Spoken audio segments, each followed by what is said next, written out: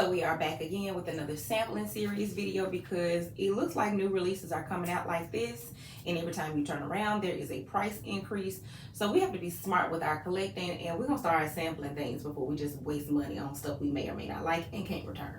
Hello YouTube, welcome to or welcome back to my channel. If this is your first time finding me, hello, and if you are returning, thank you so much for coming back. Over on this channel we talk about all things fragrance, so whether you are looking to elevate your vibe, curate the ultimate fragrance collection, or you just like smelling good, I got you covered. Be sure to hit that subscribe button, like this video, and turn on your post notifications so you don't miss any of my new content. So today I have 5 samples that I want to bring you guys my thoughts on. And when I do sampling series videos, I'm not going real into detail about how a fragrance performs or anything like that because it's just a 2 ml sample usually, and I don't know nothing about all that. I just got enough to tell you how this smells or what I think about it and whether or not I will pick it up. So let's get started with our first fragrance. Let me just say that most of these samples are from Zigo Perfumery. I have one sample that is from Neiman Marcus. It came in an order that I recently placed. All of the other ones are from Zigo Perfumery. First up is Impadia by BDK. This one, I'm sure you have heard a little bit about it. It's been compared to Guidance, Delina Exclusive. Let me tell you what I think about it. So Impadia opens up with this like pear and mandarin kind of juiciness in the top, and then shortly thereafter, here comes Miss Rose. But this rose is like a plushy, kind of soft rose. And this scent is not linear at all. What I get when it opens is totally different towards the middle and the dry down. This really does take you on a scent journey. And I like that about this scent. Now, when I first tried this sample, I wasn't too keen on it only because it was so familiar. Like I have Delina, I have Guidance. I rarely wear Guidance. When I tried this earlier in the month, well in June when I got these samples, I was like, yeah, I don't really know how I feel about this. I'm not blown away. It's nice. It's beautiful, actually. But I love rose. So I have a ton of rose fragrances already in my collection. And I wasn't really sure that this had a place in my collection. Now that I have revisited this sample, I feel like this one might be one that I pick up because it's more approachable and more wearable than Guidance. I've had Guidance for a little while, probably close to a year now. And I think I've worn it twice. That's because, you know, Guidance is one of those fragrances you got to really be in the mood. The situation has to be right because it's just so in your face. This one is a lot easier to wear. So if I do decide to get a full bottle of this, I feel like I would wear this a lot more than I would wear Guidance because it's just easier. It's an easier reach of a fragrance. But let's get into the notes. So this fragrance has notes of rose, pear, mandarin, and then in the base you have some praline, some vanilla, some sandalwood, and a little bit of incense. The incense is not overpowering. It's just a little bit, it gives a little bit of smokiness or pepperiness, a little spice to the fragrance. But overall, this is a fruity, slightly woody rose scent. It's kind of deep. It's a little seductive. But I like it. It's enjoyable. It's not something that I would wear casually. This is something that I would wear going out. I would say this would be great for a wedding. This would be great for a holiday party. This would be great for like a late night, date night type of situation. That's what I think I would wear this to. This is, to me, better suited for cooler weather. Maybe not super cold weather. It could work in super cold weather, but I'm thinking more like fall, spring. If I pick this up, this would be my first full bottle BDK fragrance. I've sampled a few and I just have not been impressed enough to pick up one, and I'm still kind of on the fence. There's parts of this I like and parts of this I don't like. It's not a full-on love for me, and at this point I'm not just picking up fragrances just to be buying them. I gotta really like them. I have to really see that they have a place in my collection. So I'm still on the fence about Impadia, but I'm leaning slightly in that direction. Next up on the list though, this was an instant love at first sniff. This is Existence by Amouage. This is so pretty. I love, love, love this. And this little stuff is potent. You see how small this sample is? I've worn this at least 3 or 4 times. And every time I wear this with like a spray or 2, no more than 3, I'm getting a good 8 to 10 hours out of wear just off this little sample. So you know, spraying from the full bottle is going to be beast mode. But unlike a lot of Amouage fragrances, this one is really easy to wear. It's fresh, it's clean. You gotta really like aldehydes and white florals. The Lily of the Valley is prominent in here, very prominent. It is powdery, but it's not so powdery to where it kind of gives you a headache. This one actually has like a sparkly kind of effervescent quality about it. I don't know how to describe it, but it feels like it has a cooling effect. I don't know if that's even making sense, but it just if you smell it, you'll know what I'm talking about. It has like this kind of, I don't want to say menthol because then I think cigarettes, and that's definitely not what I'm going. That's not what I'm getting at. But there's some kind of cooling sensation that I get when I smell this. It looks like the bottle suggests.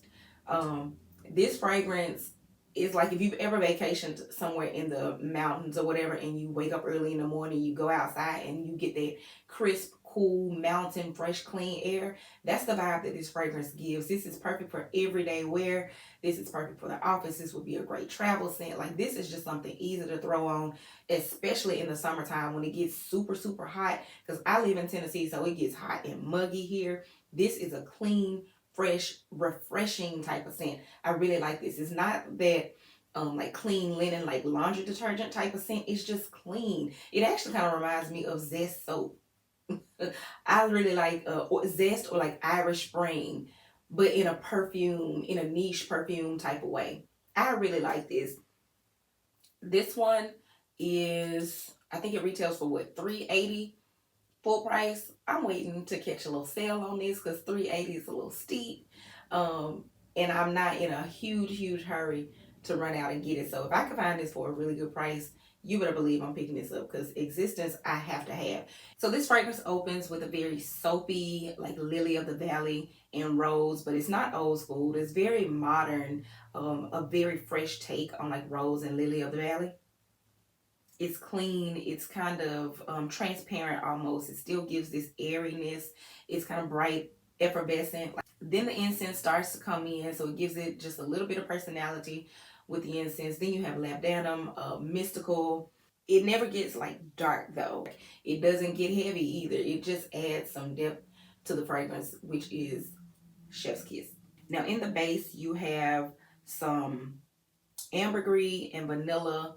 It's a little bit resinous, but like I said, it just kind of grounds the fragrance. It gives it some weight. And this scent sticks around for hours and hours and hours and hours. This is a really nice one from Amouage. I did not pick up the other one, that's marketed towards men, Decisions. I only got Existence, and this one is for sure a love. I plan to get a bottle of this sometime really soon. I would wear this fragrance anywhere. This is giving like white t-shirt, go hoops. Casual but crisp, put together. I love this. It's quiet, it's composed, it's clean, but it's there. It has a presence. Sticking with the house of Amouage, I sampled Love Delight. You guys, I smelled this a while back in passing, and I decided to go ahead. I remember that I liked it when I smelled it in store. Then I decided to pick up a sample because I was like, let me play with this a little bit and see if I really like what I think I liked. This scent opens with ginger and cinnamon, a little bit of mandarin orange. In the mid, you have like this almondy kind of heliotrope, jasmine, and rose. And then in the base, you have vanilla, cocoa, musk, and a little bit of rum. This is a floral gourmand. I'm not the biggest gourmand girl. And one note that is really challenging for me is cinnamon. And I think the cinnamon is what's giving me pause on this scent. I also don't really like almond as a note, and while almond is not listed, the heliotrope is powdery and almondy, and so the cinnamon and the almondiness in the mid is what's giving me a little bit of pause. I definitely like the rose, I definitely like the rum and the vanilla in the base, the cocoa for sure, but that cinnamon, I'm cool with ginger, but that cinnamon sticks around throughout the life of the fragrance. It does not ever go away, and so I don't know that I want to smell like cinnamon. Cinnamon gives me like a room spray vibe, a potpourri type of vibe, and I can't bring myself to wear that on my body.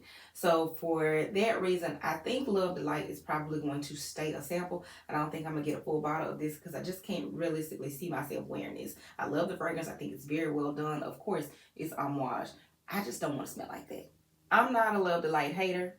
It's just not for me. If you like this kind of scent profile, you cannot go wrong with this. Even though this is a gourmand and it has those sweet, heavier notes in the base, this never gets like thick and cloying or syrupy. It stays light and airy, almost like pastry-like. It's fluffy, it's flaky, but it's still sweet and not overly sweet. This would be perfect for like a brunch, a baby shower, something during the day. I definitely think this is more of a daytime scent.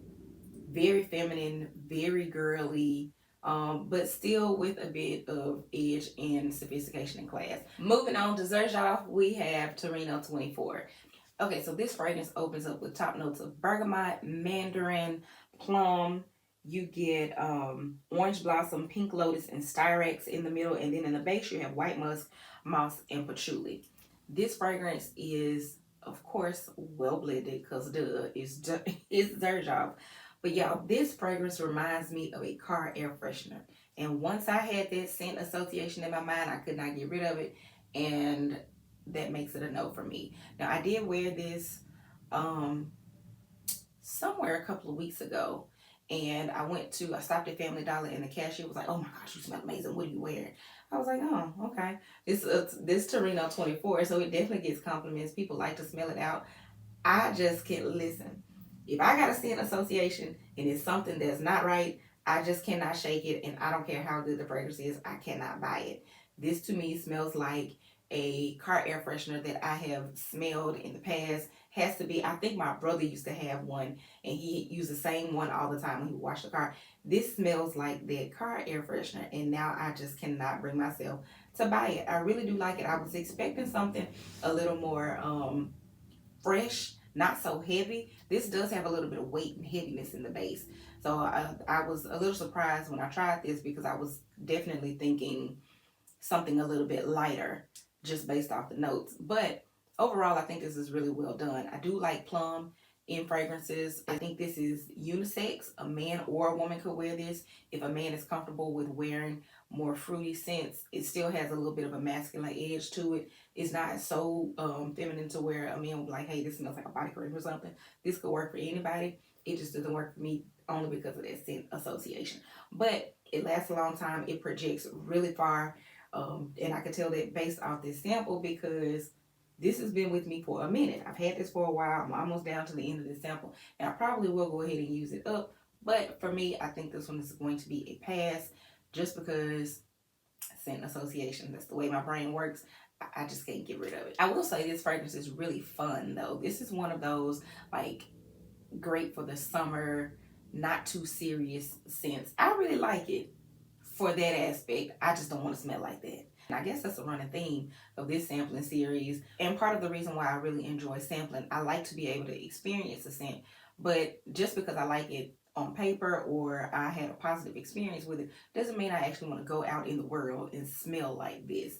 And when I'm adding things to my collection, I really want to be intentional about what I'm picking up and not just buying things for the sake of having it and then finding that I never wear it. I think a reasonable maximum amount of fragrances in my collection at one time is about 120, 130, and I'm getting close to there, so I'm really intentional about what I pick up. I'm not just picking up something just because it's available. I gotta really, really like it. So on to the last one. This sample was not from Zigo. This one was actually from Neiman Marcus. I placed an order for something else, and this was one of the samples that came in my sample pack, and it is Initio's Power Self. I smelled Power Self in store right around the time that it first came out, and once I got this sample, I realized that what I smelled in store on that card was not at all what I got out of this sample.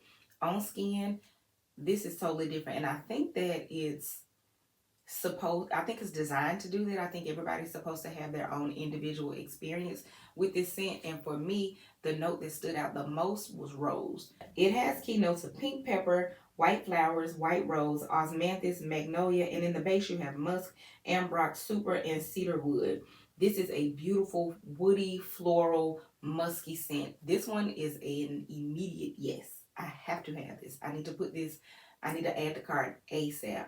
This one I've seen compared to Musk Therapy, and when I tried Musk Therapy, to me Musk Therapy is much more unisex than Power Self. Power Self to me is very feminine leaning, on me anyway. I can't see a man enjoying this.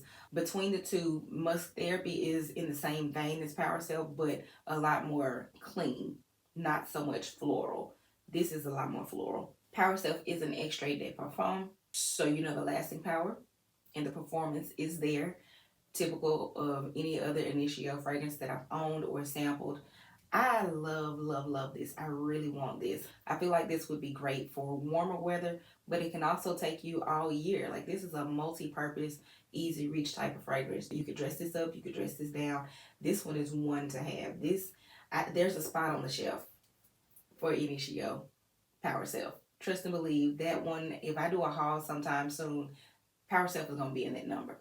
All right, so that wraps up this sampling series. Let me know what you think about the fragrances that I have discussed. If you've tried any of these, if you own any of these, drop down in the comments and let me know. Also, let me know what you're currently sampling or what's on your sample wish list. And until next time, you guys, I will see you in my next video.